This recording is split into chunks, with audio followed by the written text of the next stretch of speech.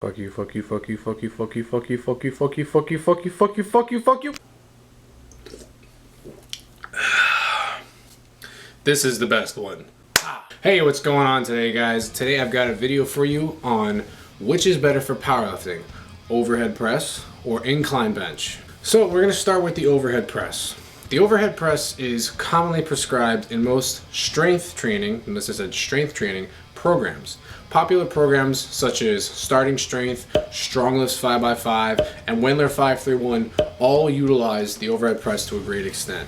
Now, the first point in favor of the overhead press is it probably trains the shoulders better than the incline bench. This is because the overhead press requires more flexion at the shoulder for the movement to be complete. The second point is that the overhead press has a much larger range of motion than the incline bench press. Training through a larger range of motion can be beneficial, especially when trying to target certain things like the triceps for the lockout in the bench press.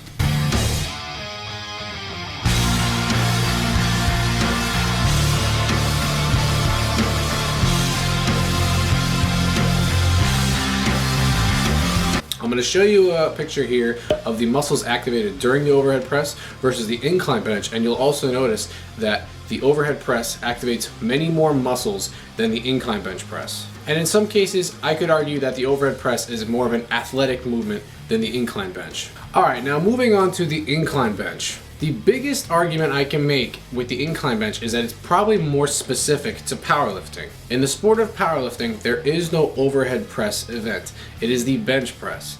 And keeping the incline bench over the overhead press keeps that movement a little bit closer to your competition movement. The shoulders are still adequately trained during the incline bench, just probably not to the same extent as the overhead press.